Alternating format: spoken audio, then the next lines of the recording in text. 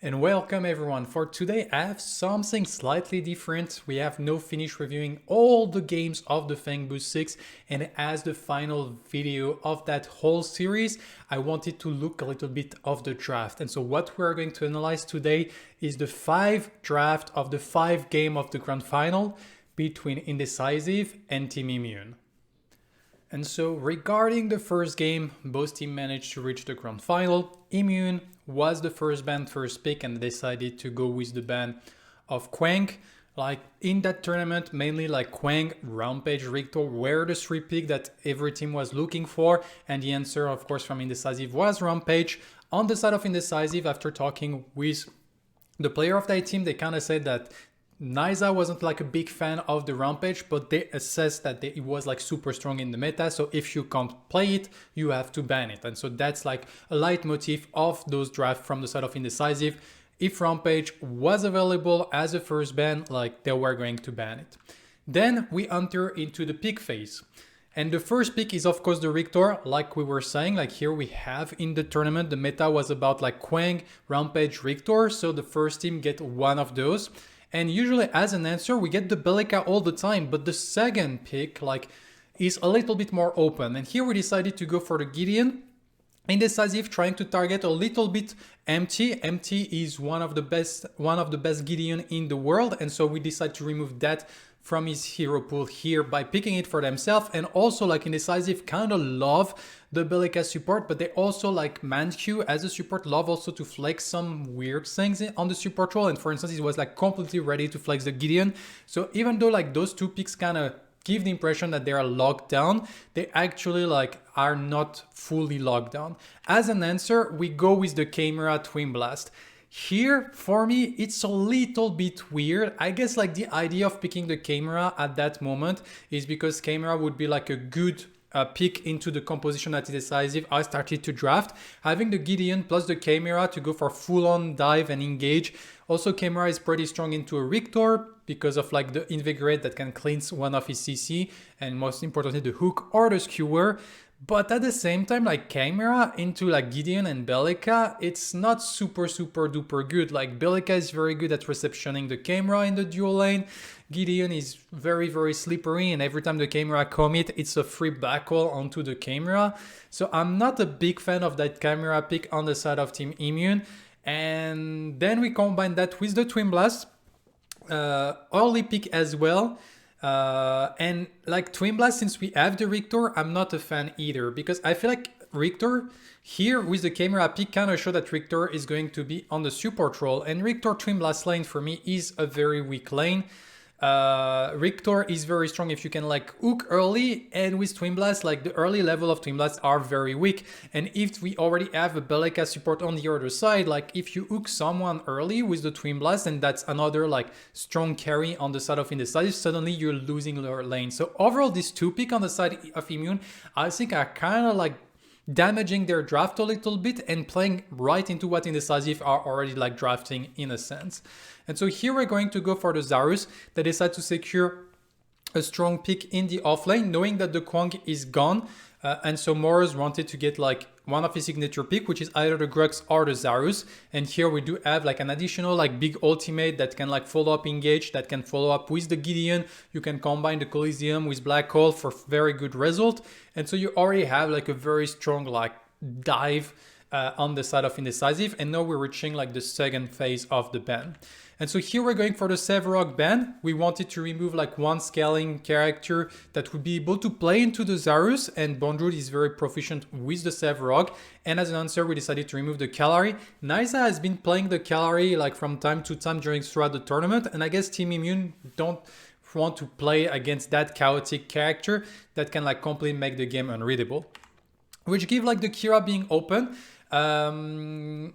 Kaborani kind of loves the Kira in certain matchup, especially here against the Twin Blast. Twin Blast is kind of like a poking character, while Kira can go all in, and so he kind of like those characters to be able like to go all in as an answer. And also against the Rictor, like you're very safe against the Rictor. You're very safe against the Chimera because the Shadow Glide is like long enough to be able to dodge like the combo of ambush into call, or also like it's very safe into the hook. And if the Rictor go for a hook, then suddenly you don't deal a lot of damage for the Kira. As an answer, we decided to round out the draft with a steal and a contest. So here we kind of have a steal Rictor that want to play front to back, but at the same time we also have a camera in the composition that can't play front to back. Also, like with the front to back, which kind of mean that's only the Twin Blast in the backline, because the contest is going to try like to roam and assassinate target from the backline. Like I feel like overall the team Immune from this camera Twin Blast pick kind of put themselves like in a tough position, and now they kind of like try to round out the draft. The idea of the contest is that contest can counter like the Gideon in certain situation, but also like, it's not easy to play into the Bellica if they decide to switch, but they kind of assume that the Gideon is going to go mid. So like this contest pick is to be able to maybe win the matchup in the lane by itself. But overall, as a team composition, like you get a hook that don't really have a lot of follow-up. You get like a full like shield slam that don't have a lot of follow-up. You have a Twin Blast that's gonna have a hard time in lane. That is your main damage overall. And you have a contest mid that is going to get rotated on by the Zarus pretty easily. So yeah, I'm not a big fan of what Immune has been drafting. And here we round up the draft with the Greystone. And here, as we can see, once again, a little bit more dive with the potential of offering a little bit more front to back. This Greystone will be able to zone a lot of like what the enemy team is doing. He can run down the camera, he can run down the Twin Blast, he can run down the contest, he can run down the Rictor. This Greystone pick is phenomenal. And overall, like here on the draft, Indecisive had the better draft and they ended up like winning the first match. Moving on to the game 2. So here, the team that lose actually choose if they want to be first or second ban. And here, Immune decided to select the second ban. And so here we have Indecisive with the Rampage ban. We have seen, not gonna come on it again. And then we get the Zarus ban. Like Zarus was apparently like too hard to deal with from the side of Team Immune. Like Moros was a little bit too strong on the pick. And so we decided to remove it altogether. And then that means that now we have a Quang open, but the Rictor was also open. And so Indecisive decided to secure the Quang. They do have like a strong Quang on the form of Nysa in the jungle. They love to run it in the jungle, and also Moros is able to play it. So it's a flex picks for themselves, which means that we got a Rictor Gideon on the side of Team Immune. And here it started to make like already much more sense. We got the Gideon that with the Rictor. Empty on the Gideon, like we said, one of the best of the world on the character. Rictor, one of a good counter to Gideon that is onside your team, so the enemy team can't take it. And also like Gideon offering like a lot of mobility to be able like to dodge those Quang aggression. We answer with Bellica and Gadget. Bellica, no problem with that. Once again, like one of the top pick, can be like flex either in support in the mid lane, but then we pick immediately the Gadget, which kind of say like, okay, support Bellica, Gadget mid. And Gadget is a pick that can be strong, but you need a lot of setup to make the Gadget work. Like Gadget by itself, it's not strong enough. And here in terms of setup, yeah, you have the Tether combo, which is a good setup, but it's still like not enough. And so like kind of showing your cards that early, I feel like it's a little bit too much. And also like showing that the Bellica is definitely not going mid is also like kind of hindering a little bit your draft going further. We decided to go with the Sevrok. Like previous time, Indecisive decided to ban it in the second phase, and here Team Immune said, okay, we're gonna secure it like earlier. The Twin Blast secured or the camera wasn't really like working for us previously, so here we're gonna change what we are doing, and Sevrok is very, very strong. The subjugate into the Rictor hook later on is also a fantastic combo.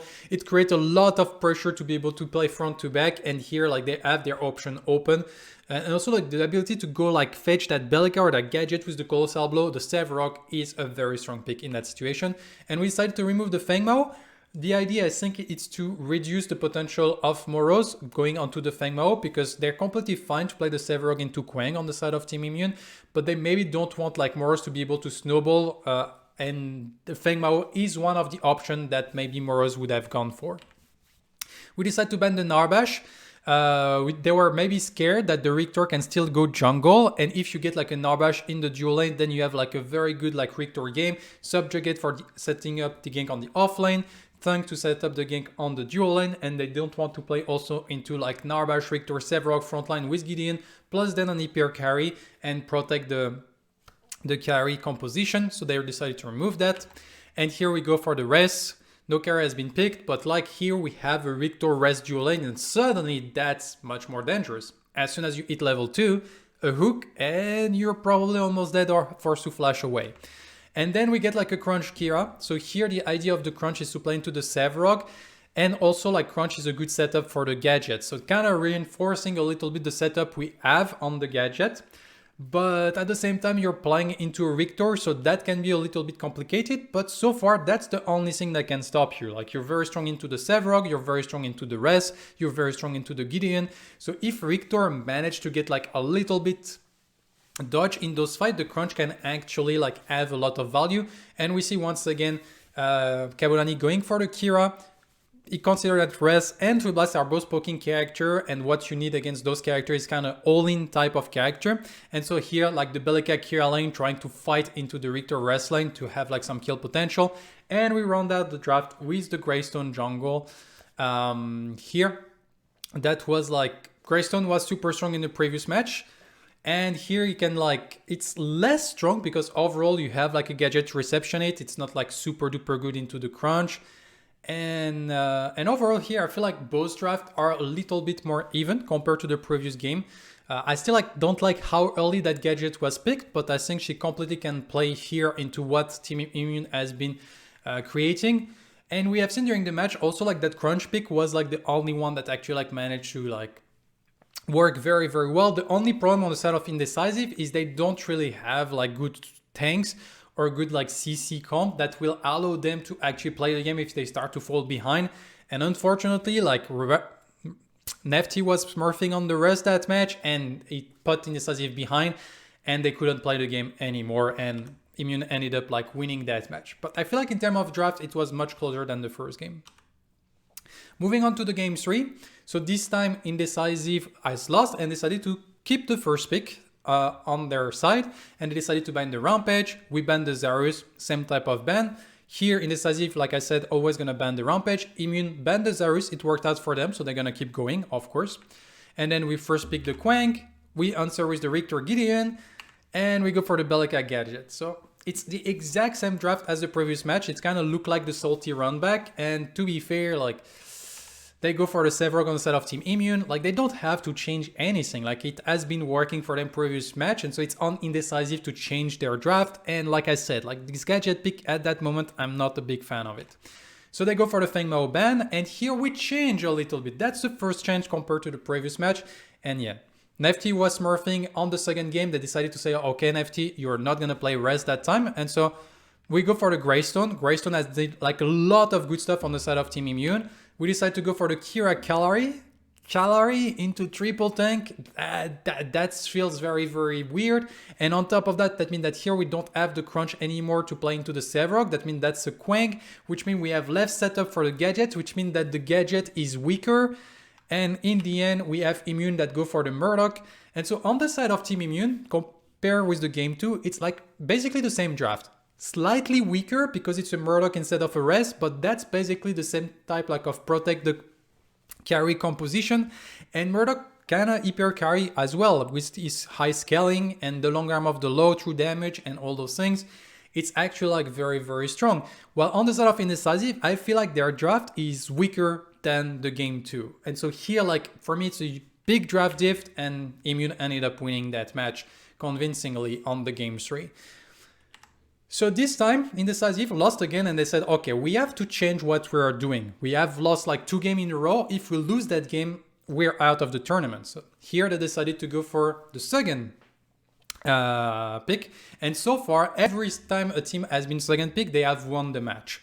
So they said like to themselves probably like, okay, let's shift things around and see what we can do. Zarus ban, Rampage ban, here nothing different. And here we have a first pick Gideon, which is like pretty ballsy, but maybe Team Immune felt like every time we got the Gideon, we managed to win the game. Every time Indecisive got the Gideon, they actually won the game. So let's try to spice things up and go for the Gideon, which opens up Rictor and Quang in the same team. And this is where like I feel like those best of 5 are interesting. Like there is kind of a meta that is established. But as you go like deeper into those games, like team kind of start to adapt and shift things around a little bit. Like in the beginning, it was like always like one character go for one team and the other character will go for the other team, or double ban. And here we open up a little bit the gates for different things. And here we answer with a Decker Sevrog. So we want, that's the first Decker of the grand final. Sevrog has been like very proficient for the side of Team Immune, so they decided to go for it. Not picking the Bellica and securing the Decker early. And here Indecisive decided to go for the Fangmao. Like we have seen that Team Immune has been like 2 times the Fangmao after they picked the Sevrog. So maybe they are scared of that matchup. And I think that's the reason why Indecisive decided to go for the Fangmao pick right now, even though like the Bellica was still open. And here we go for the Greystone ban. So here Indecisive got problem against the Greystone of Shanna in the previous 2 games. And so they decided to remove that problem.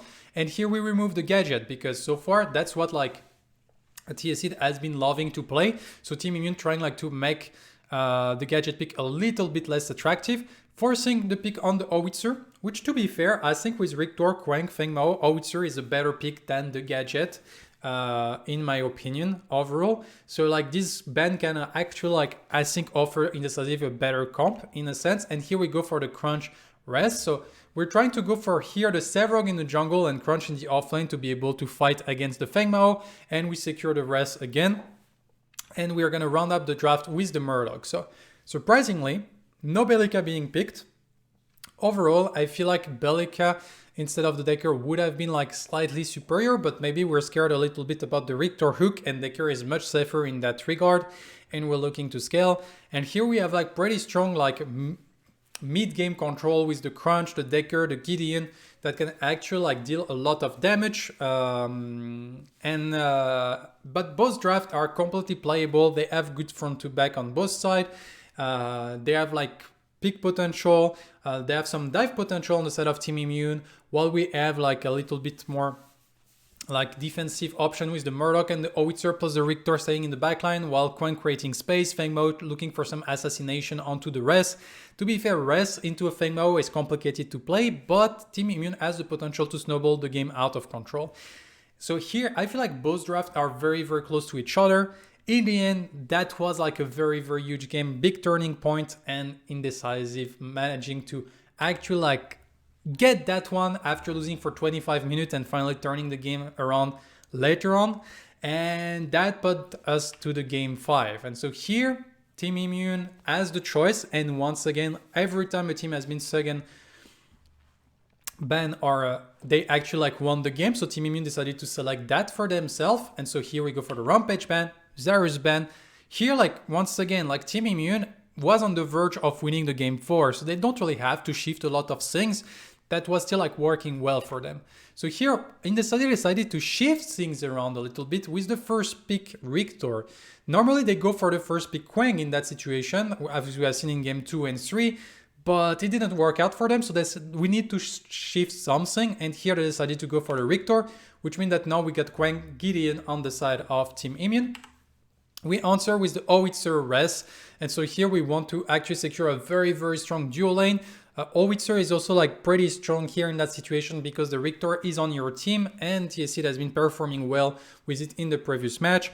And here we decide to go with the Narbash, which I don't understand that pick.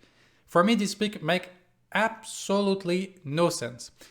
Why? Narbash for me is strong into a situation that you're looking for extended team fight, that the enemy team doesn't have like strong opportunity to one-shot people, so the healing is actually like very valuable, and you have strong front line that can like stay in front, and you want to play front to back for a very extended period of time.